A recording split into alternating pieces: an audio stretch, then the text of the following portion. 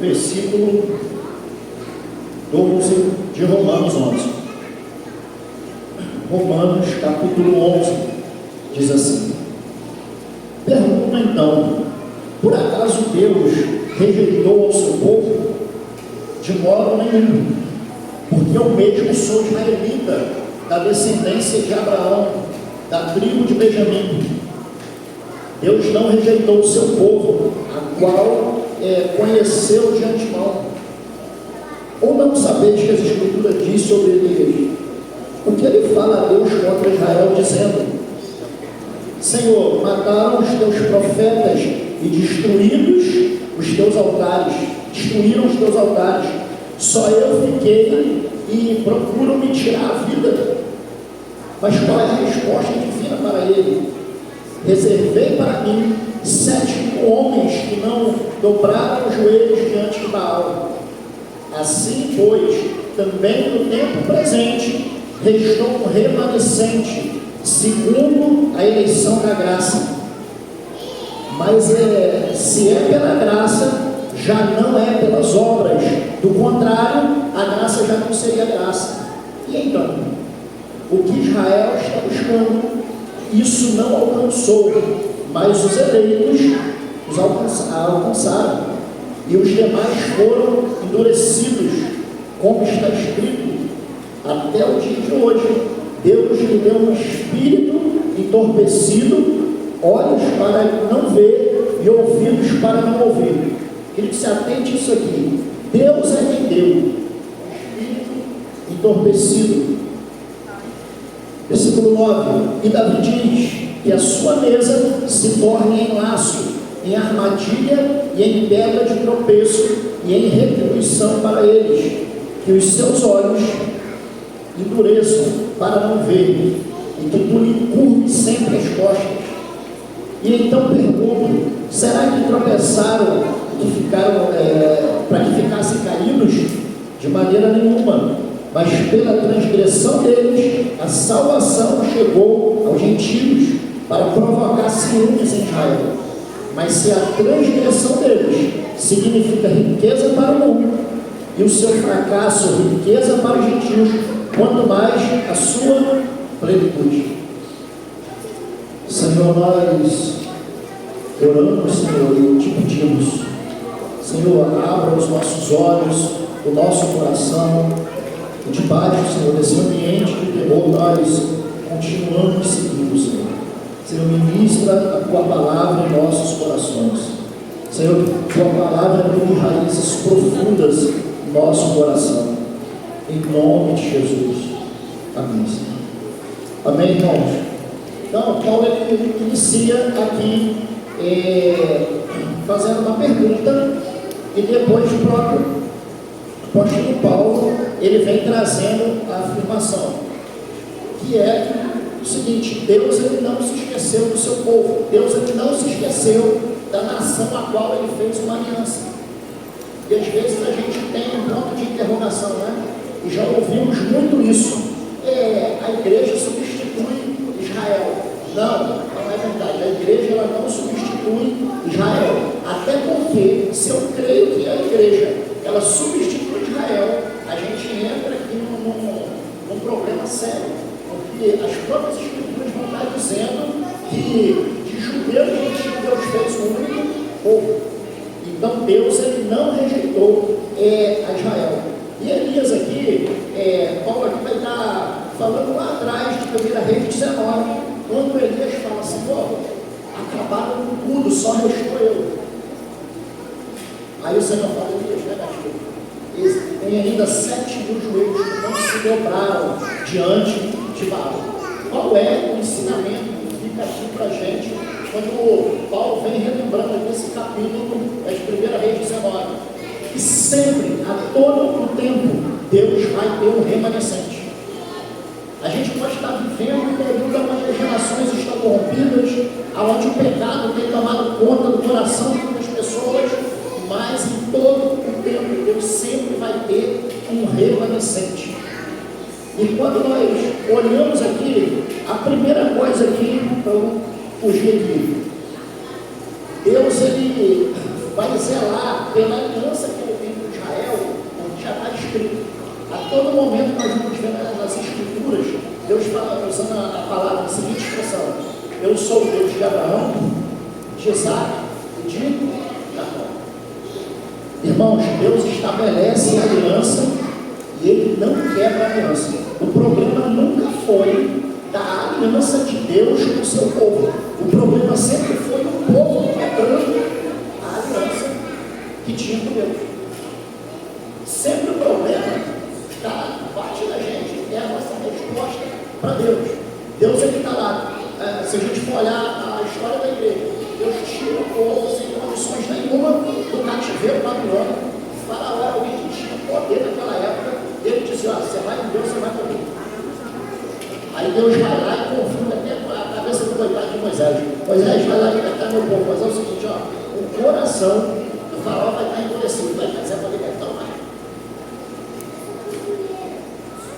Moisés foi lá, cumpriu tudo, e o Senhor, no tempo devido, no tempo dele, o Senhor foi lá e tirou o povo com as mãos poderosas. Então, Deus ele zela pela aliança.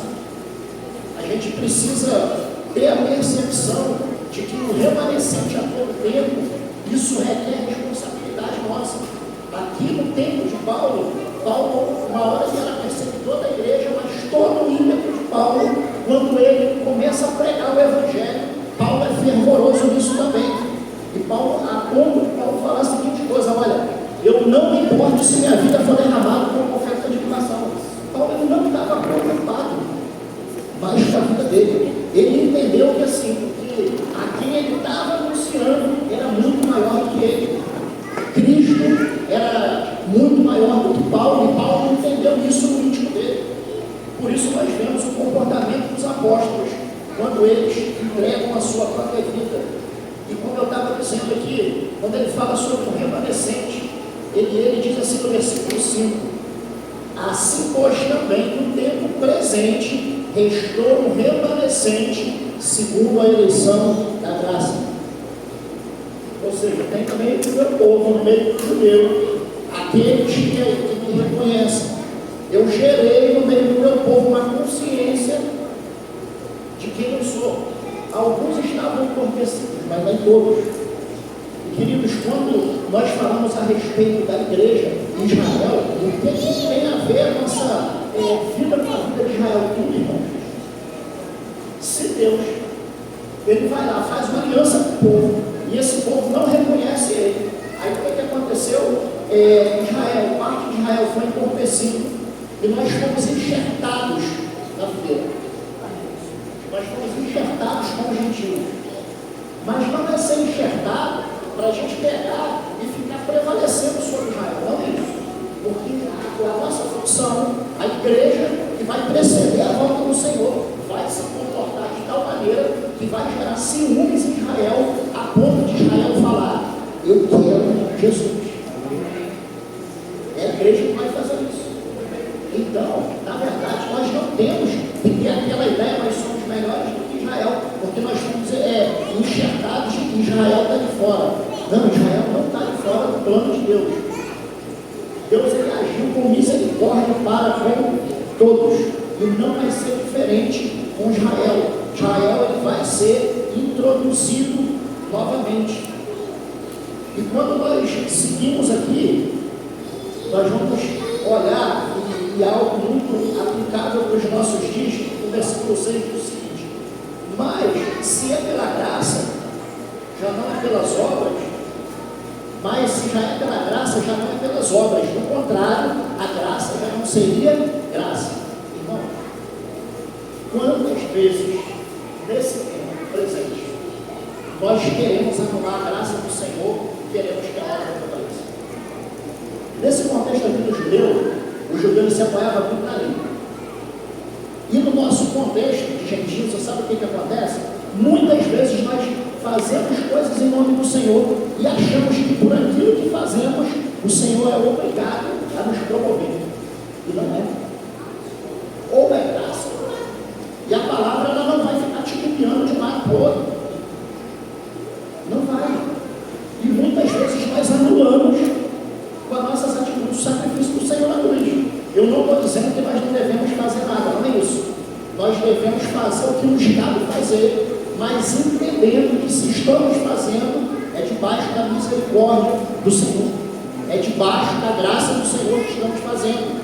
A obra a qual a igreja está fazendo e vai continuar fazendo, a desenvoltura da igreja, ela está ligada ao alimento que vem de Cristo. A vida de Cristo não está no meio do povo.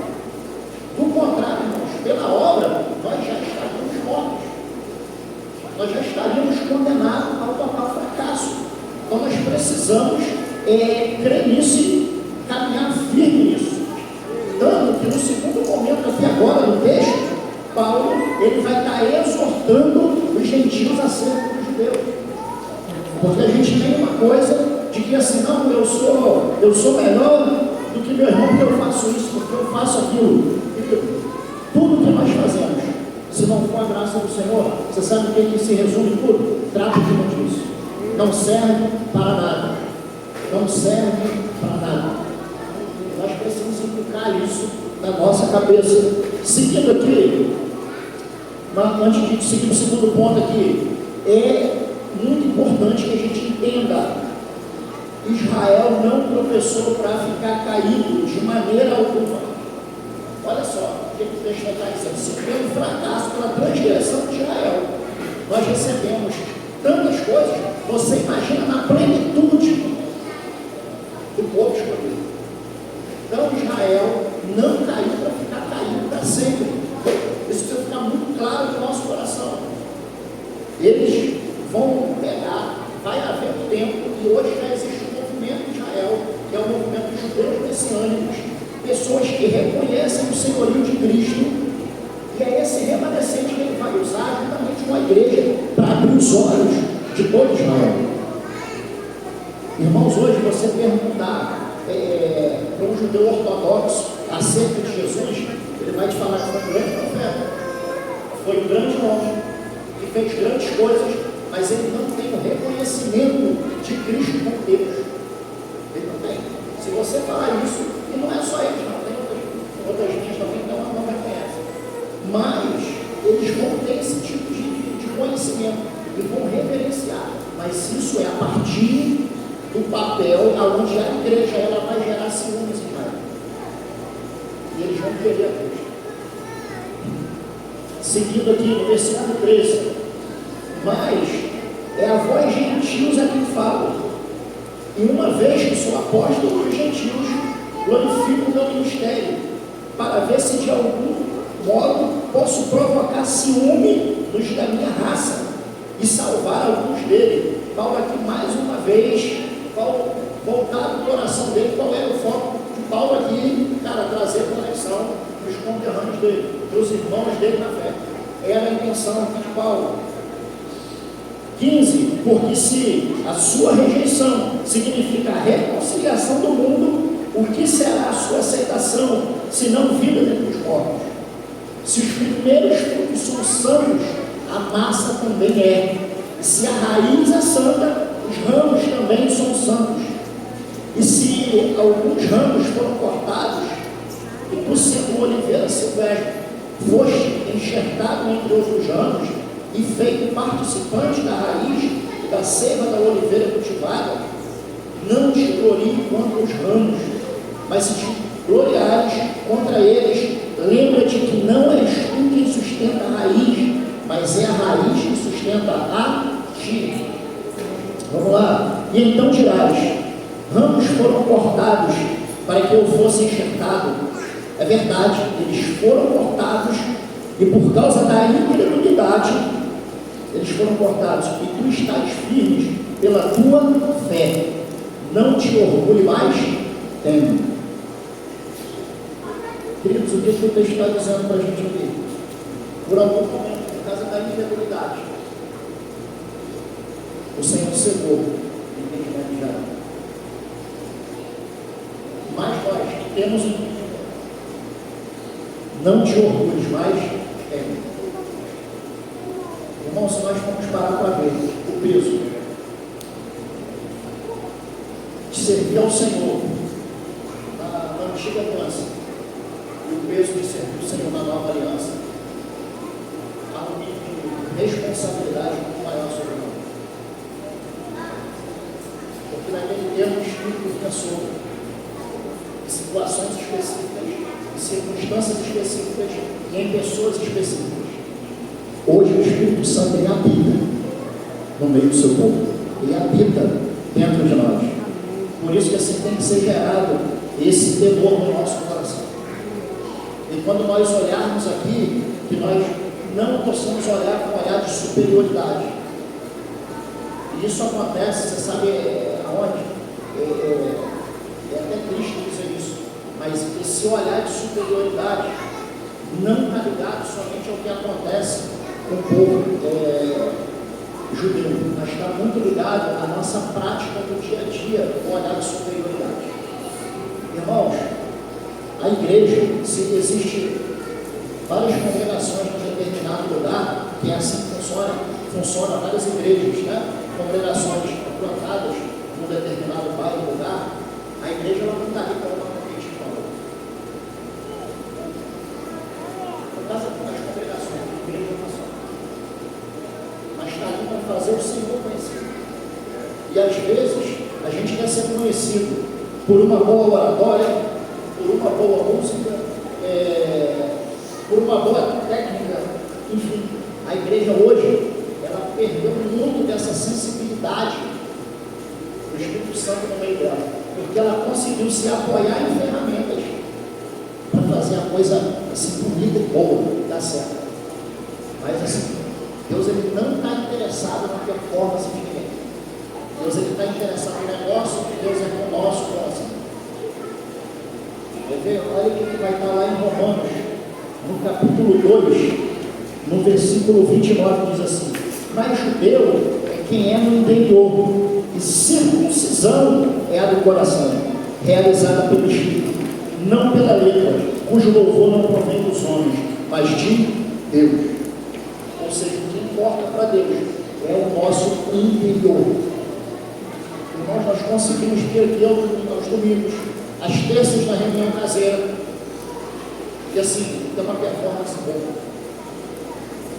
Mas o que é que nós estamos construindo na segunda, na quarta, na quinta, na sexta, no sábado? Qual tem sido a nossa construção disso? Essa semana aconteceu algo que por 3 vezes eu ia fazer um negócio, mas eu queria fazer mesmo. Segunda-feira eu gravei no telefone porque a pessoa não pagou a passagem. Cada vez atrás eu vou gravar o telefone. Quando você pagar, você tem o telefone de volta. E a pessoa pegou, na segunda de noite fez isso. Aí eu falei, aí também, o que eu vou fazer? Ela nunca mais ela vai fazer isso com ninguém. Eu vou botar o telefone atrás da roda do carro e vou dar reta. Nunca mais ela vai fazer isso com ninguém. Ela, toda vez que ela pensar em dar a volta em alguém, ela vai lembrar que além de pagar a corrida, e eu vou tirar a foto e vou mandar para você. O telefone todo. Irmão, nós 3 vezes pensamos em fazer isso. Acaba isso na hora. E o que aconteceu? Aí eu falei, poxa, aí eu pensei, convém fazer um negócio desse ponto. Eu vou estar mostrando para ela, porque assim, eu estou me comportando mais. Mas tentado a gente fica. Então, queridos, é o seguinte, a gente precisa o tempo inteiro estar se policiando. Nós somos testemunho de Deus vivo. A igreja, ela é testemunho de Deus. Aí você sabe o que acontece com a igreja?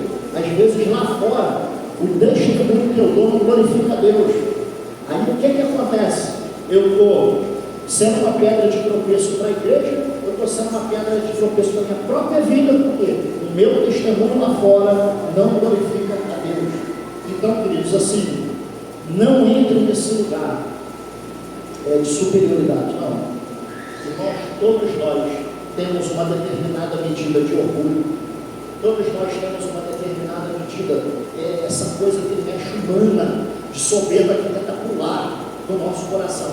Mas nós temos assim que tomar essa coisa, porque senão nós trabalhamos na carne e não damos voz àquilo que o Senhor está fazendo. E assim, é terrível uma comunidade, uma igreja, pessoas que não correspondem com o Senhor. E para ficar mais difícil ainda, dar mau testemunho. Vamos lá. Opa. Versículo 21. Porque se Deus não poupou os ramos naturais, também não poupará a ti. Considera, pois, a bondade e a severidade de Deus. Severidade para os que caíram,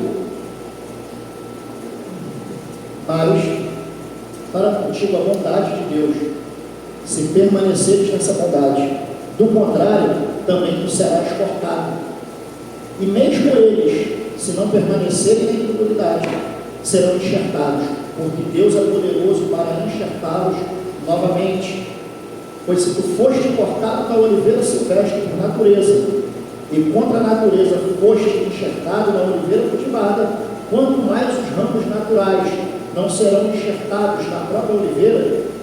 Irmãos, não quero que ignoreis este mistério, para que não sejais arrogantes. O endurecimento veio em parte sobre Israel, até que chegue a plenitude dos gentios. O endurecimento veio em parte sobre Israel, até que chegue a plenitude dos gentios.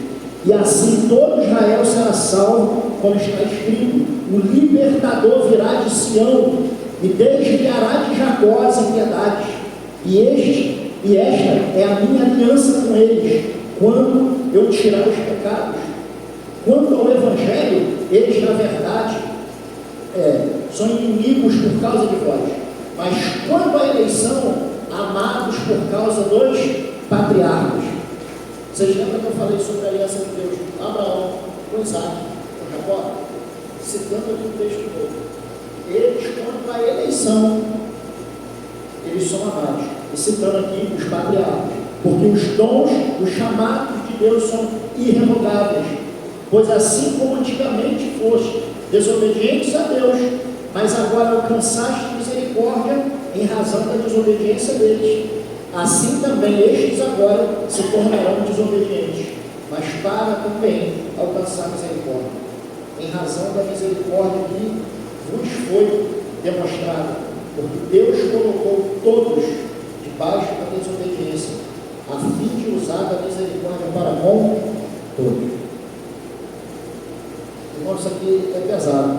Deus colocou todos debaixo da desobediência, para que ele pudesse alcançar todos com misericórdia. E assim, às vezes nós temos dificuldade para entender isso. Paulo aqui nesses versículos, aqui na segunda parte, quando ele vai exortar os gentios, o tempo inteiro Paulo vai estar falando que não tem separação, não tem melhor, não tem pior. Deus ele agiu de misericórdia agora conosco, e Deus ele vai agir com misericórdia dessa parte de Israel que está com entendimento muito ofensivo. Irmãos, nós precisamos olhar e entender que assim, a forma de Deus agir, ela pode ser diferente. Com uma pessoa, com um povo ou com circunstâncias, mas independente da forma que Deus vai agir, todas as formas elas vão conduzir ao caminho, a Deus. Todas as formas. Deus ele vai trabalhar, ele vai nos conduzir ao Senhor. Se não fosse assim, Cristo não tinha vindo derramado seu sangue para os nossos pecados. Ele não faria isso. Ele pode agir da forma que ele quiser, mas tudo vai apontar para o retorno glorioso de Jesus.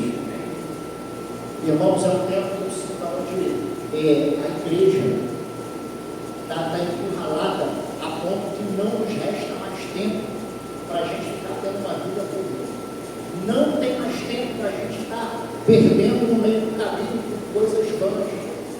Vai chegar uma hora que o funil, a passagem vai estar tão fina que quem é de Deus vai se permanecer firme em Deus, rogando pelos irmãos que estão fracos na fé, rogando por Israel, mas aqueles que não estão firmes vai chegar uma hora que não vão suportar.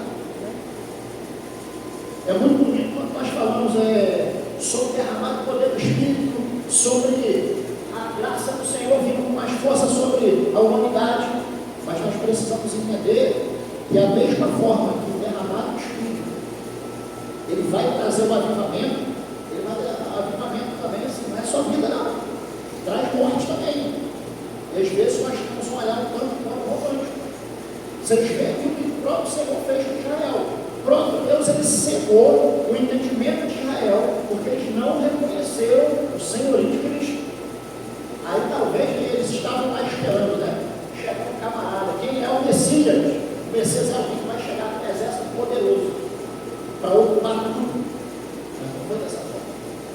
Eles, no entendimento deles, não tem como ser assim, como é que o camarada chega lá sozinho, não tem como, como é que esse camarada chegando sozinho aí, causando um alvoroço na cidade, ele vai ser vencido. Cadê o exército dele? Isso fala do orar humano. Olhar fora da expectativa do Senhor. Nós precisamos ter isso, né? O olhar que vem do Espírito, para que a gente possa entender todas as coisas.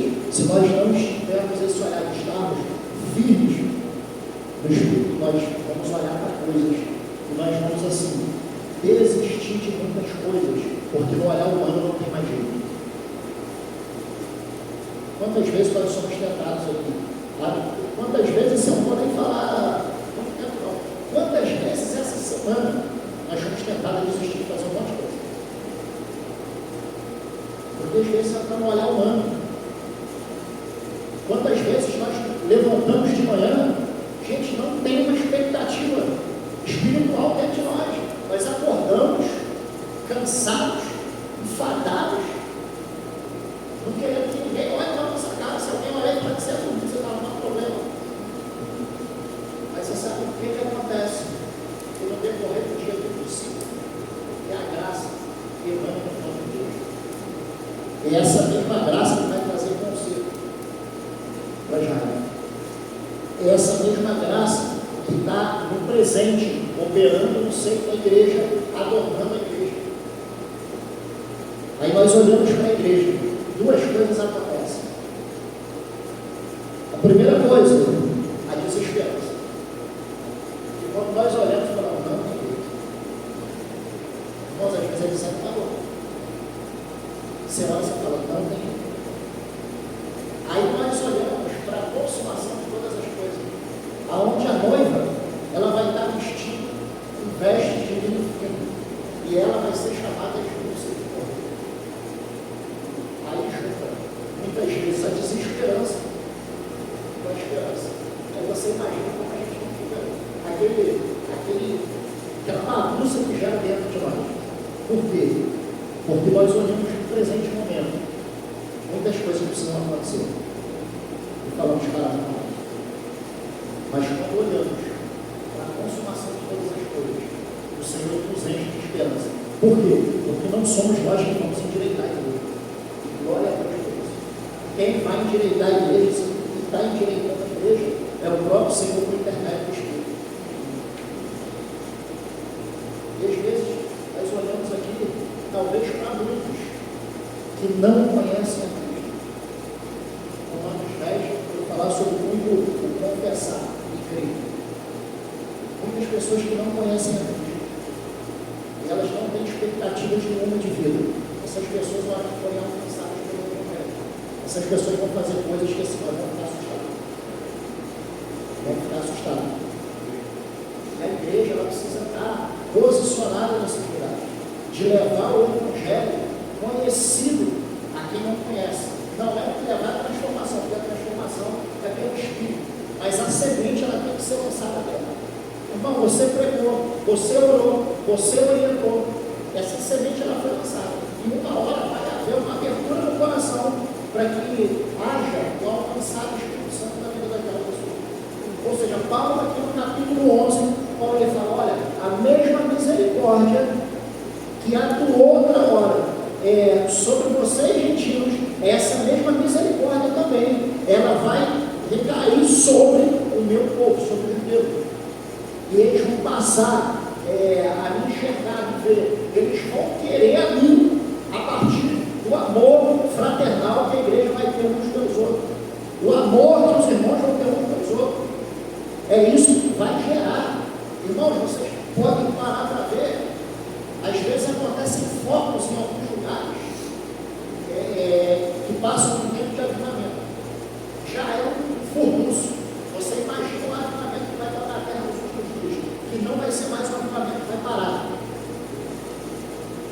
Vai ser um avivamento assim, para ser a mão do Senhor que vai permanecer. Ah, mas eu não vou trabalhar mais. Você vai levantar, você vai trabalhar, mas você vai sentir graça de Deus no trabalho. Pessoas vão confessar a Cristo, vão começar na hora do almoço lá, confessar pecado lá no meio da mesa.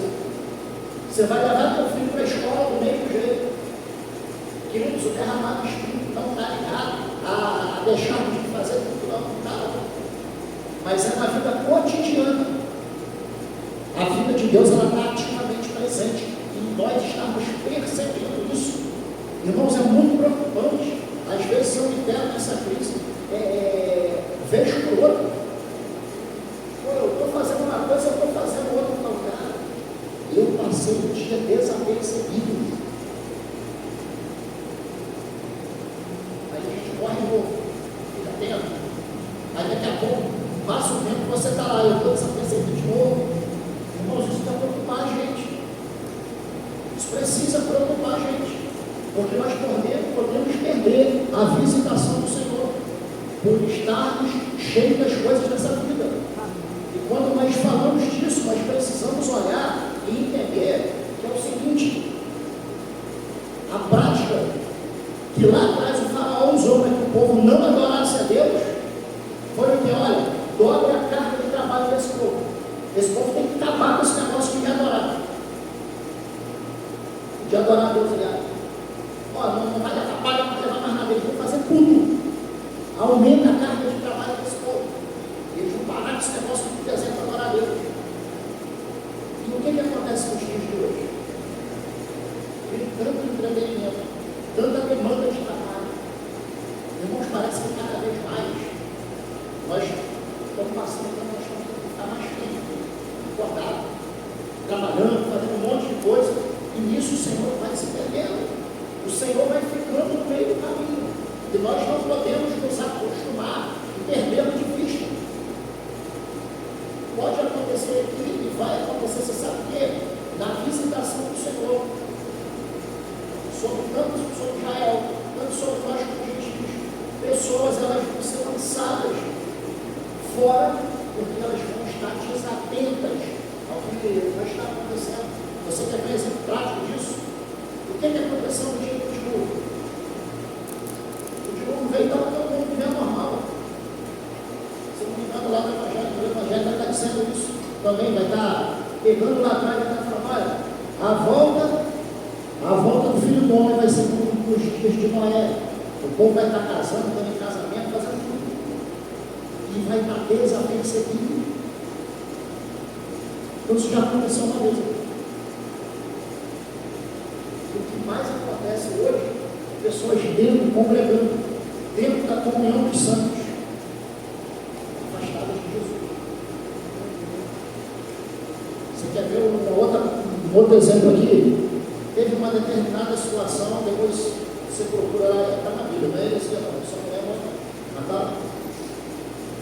Alguma situação que aconteceu, e Jesus virou para Pedro e falou: Pedro, Satanás quer ser a tua alma, ele quer dar. O seguinte, quando você se converter, você vai lá e cuida dos teus irmãos. Agora, e Pedro estava lá, mas aí lá, Pedro, quando você se converter, cuida dos teus irmãos. Ou seja, está pensando em receber. Irmãos, não tem problema algum. E é bom nós estarmos reunidos como igreja, nós estarmos na reunião brasileira. Nós temos momentos de comunhão fora dessas coisas. Isso é muito bom. E deve acontecer. Mas a pergunta essa comunhão está sendo gerada por quê? Isso precisa a todo momento estar sendo feito. Essa pergunta no nosso coração. Queridos, nós não podemos nos acostumar com a presença do Senhor. Não podemos. Assim, o povo eleito, o Messias veio para eles, em carne e osso, e eles não reconheceram. O povo eleito, o povo que viu assim, Deus fazer muitas coisas, eles não reconheceram. Ah, mas isso aí, o povo da antiga aliança era muito rústico, era muito endurecido. Será que é só o pessoal da antiga aliança? Não. os discípulos aonde que os olhos deles estão abertos? Compartilhado com eles. Os olhos estão abertos e eles viram o Senhor. Eu quero ler com vocês aqui o texto da Efésios, no capítulo 2, versículo 11, que fala sobre a unidade da igreja e a unidade dos judeus. Tanto que eu falo gentios aqui, né? Quando eu falo gentio, a igreja é todo aquele que não é judeu, né? Efésios 2:11 diz assim: portanto, lembrai-vos de que no passado, vós gentios por natureza, chamados em circuncisão, pelos que se chamam circuncisão, feito pela mão de homens, estados naquele tempo sem Cristo, separados da comunidade de Israel, estranhos às alianças da promessa, sem esperança, sem Deus no mundo. Mas agora em Cristo Jesus, vós que antes estavas longe, vieste para perto pelo sangue de Cristo.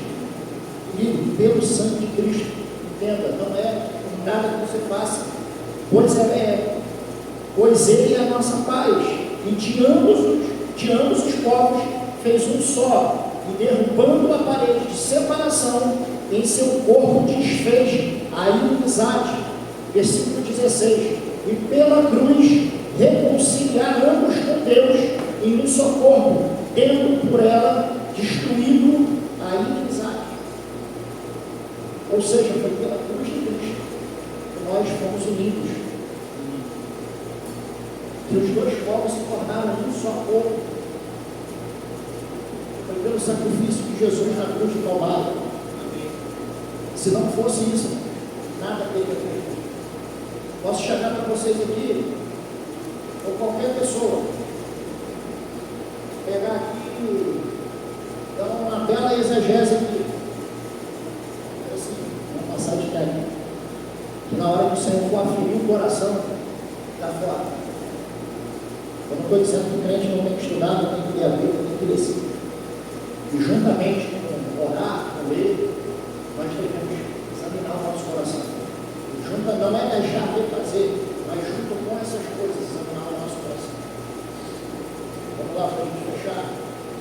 E no final, o apóstolo Paulo aqui, ele vai estar trazendo aqui uma exaltação e adoração. Ele diz assim: ó profundidade da riqueza, da sabedoria e do conhecimento de Deus, quão insondáveis são os seus juízos e quão inescrutáveis os seus caminhos. Pois quem conheceu a mente do Senhor? Quem se tornou o seu conselheiro? Irmãos, quem deu conselho para Deus? Quão insondáveis, ou seja, não tem como sondar a profundidade de Deus. Os caminhos dele, é ele que revela os caminhos a nós. Vamos lá. Quem primeiro lhe deu alguma coisa para que ele seja recompensado?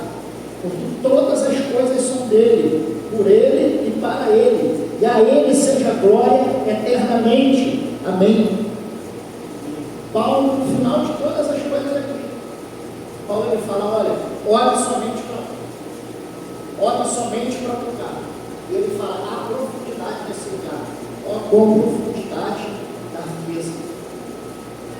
Irmãos, existem coisas que você sabe como nós vamos saber quando nós estivermos com ele.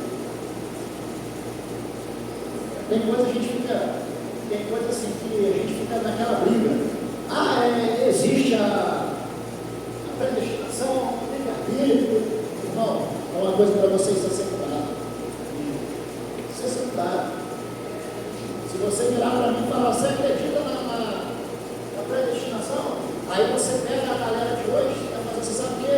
Não, mas eu aceitei Jesus como Senhor e Salvador, eu vou viver uma vida toda falha, porque está tudo certo. Uma vez salvo para sempre.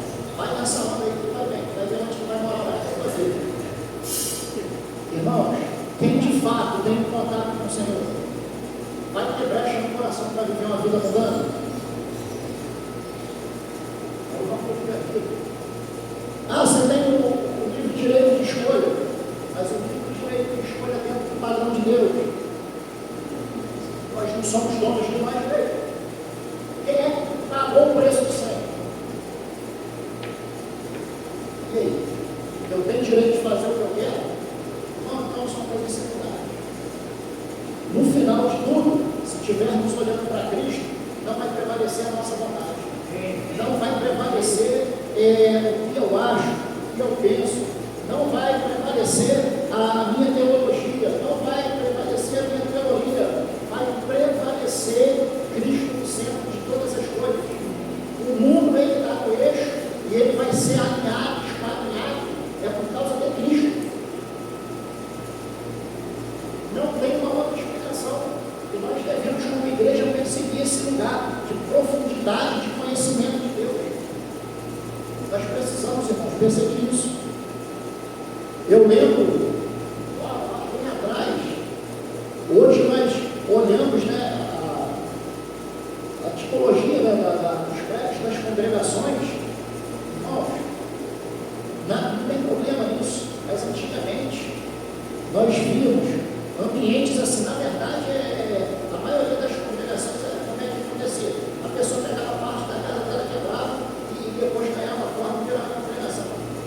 E naquela época, você pega aí, sei lá, 15, 20 anos atrás, era um espaço que cabia poucas pessoas, tinha um pouco que cabia, e pessoas fervorosas, pessoas que mal sabiam, olhando para a Bíblia, citar os textos, olhando, e havia graça do Senhor. O Espírito Santo é invocado de todo o coração. E às vezes nós olhamos para o tempo de hoje, nós sentimos falta da tamanha presença que tinha naquele tempo. Hoje, quando eu sentei aqui no momento aqui, vocês estavam orando, aí eu peguei, desci, peguei um café. Rapaz, quando eu fui botar o café na boca, eu falei, rapaz, assim, eu senti que temor no meu coração, se reverenciar ao Senhor. Tem problema tomar café, irmão? Não. O problema não é tomar ou não tomar o café. O problema é você estar diante de Deus de qualquer jeito. Eu entendi, você finalmente não tomar café na boca. Você realmente está totalmente focado no Senhor. Não tem problema em tomar ou não tomar café. O problema é a falta de reverência. É a falta de inclinar. Nós cantamos que lançamos as coroas aos pés de Cristo, mas cantar é uma coisa e viver é outra. Cantar que está lá, igual os 24 anciãos, irmão, cantar está lá. Agora, procurar viver, porque hoje, todos nós, como corpo de Cristo, nós estamos no desenvolvimento da santificação. Nós estamos crescendo no Senhor. Ninguém aqui alcançou. E se tivesse alcançado, já estava bom para Deus também, para não desviar de novo meio caminho. Mas, irmãos, precisa haver um paralelo. Isso precisa acontecer. A prática do que oramos, nós lutarmos para praticar. A adoração, aquilo que cantamos, nós lutarmos para viver. E a gente precisa encharcar a nossa mente e o nosso coração das coisas de Deus. Porque se nós não fizermos isso, nós vamos ser sucumbidos pela demanda dessa vida. Essa semana eu falei para essa semana, orando ao Senhor sobre isso. Ao Senhor, nós sabemos que existem demandas dessa vida, mas tira o nosso coração, que a preocupação ela vem na medida que tem que ser, não além da medida que tem que ser, porque parece que nós nos preocupamos de tal forma, como se nós tivéssemos poder para mudar uma vírgula na nossa vida. Nós não temos. Irmãos, Paulo, ele, nesses 3 capítulos de Romanos, Paulo ele vai estar externando tanto na tristeza dele, como no final. No capítulo 11, Paulo ele vai dando respostas para aquilo que o Senhor vai fazer, tanto na igreja quanto no povo eleito. Que nós possamos, assim, estar unidos à cruz de Cristo. E pela cruz de Cristo, A gente, para causar ciúmes em Israel, primeiro a gente precisa restaurar a unidade do nosso meio. E quando eu falo restaurar a unidade no nosso meio, é de verdade, nós ter assim, pureza na nossa vida uns com os outros. A gente sair de um lugar aonde nós vamos estar brigando. Tal lugar a adoração é melhor. Não, mas nesse lugar a adoração não é tão boa, mas a palavra é boa. Sabe disso? Deus, ele olha lá de cima e fala, para quanto tempo vocês estão perdendo? Quando nós não restaurarmos a unidade do corpo de Cristo, buscando a Jesus, você sabe o que vai acontecer? Nós não só estamos deixando de cumprir a vontade dele, mas nós estamos atrasando o retorno do Senhor. Porque, olha, enquanto não houver a plenitude dos gentios, não vai haver a restauração, cara. E aí? Como é que a gente vai fazer? Como que nós vamos nos contratar? Nossa, de hora eu pensar isso.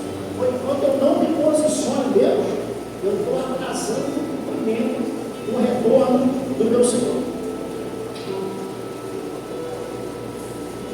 Plenitude do gentio, ela está ligada à restauração de Israel. E isso precisa, assim, trazer muito ponto para o nosso estudo. E é um ponto, não é um ponto de botar um peso a qual nós não vamos saber carregar. Não vamos ter condições de carregar. Mas é botar um temor, aonde tudo o que está ao meu alcance, eu posso. Tudo aquilo que Deus me deu como ferramenta, eu vou usar para cooperar com o avanço do Evangelho. Aleluia. Glória a Deus. Não tem sentido que o Senhor comprar um despertamento para nós receber. Irmãos, e eu tenho dito para alguns irmãos o seguinte: o maior êxito de qualquer criança é quando ela sai do céu e o corpo ele continua. Isso é o maior êxito.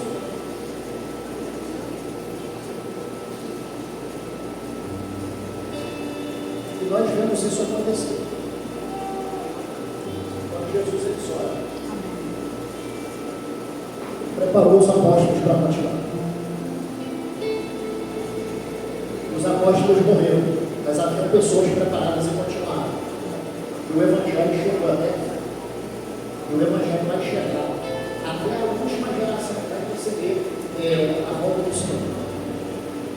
Queridos, de todas as coisas, no momento da canção, do ministério ao Senhor, no momento da palavra, gravem uma coisa no coração de vocês. E orem em cima disso. Está totalmente ligado à plenitude do corpo de Cristo na terra. Gente, com a restauração de Israel. Deus ele não vai liberar o Espírito para vir correr graça, para liberar, vou liberar. Tudo tem propósito. Tudo tem propósito. E ele sabendo da nossa limitação, ele sabendo que o nível de batalha espiritual vai aumentar, o nível que nós vamos entrar de guerras espirituais ele vai aumentar. Ele vem e derrama sobremaneira o Espírito, mas com o propósito de que assim haja plenitude, tanto de um lado quanto do outro. Que o Senhor dê graça para a gente chegar nesse lugar. Que o Senhor assim dê força ao nosso coração, para que a gente persevere nele. E assim, irmãos, no dia ruim, no dia mau, que só tem um caminho para a gente correr. O dia mau ele bate na porta de todos nós. Fraqueza, frieza, tenta arrumar a porta e entrar, mas que só possa ter um caminho, Cristo. E nós possamos, assim, na nossa miséria, ver o Espírito Santo intercedendo e derramando graça. Porque quando corremos para Ele, é o que nós vemos acontecer.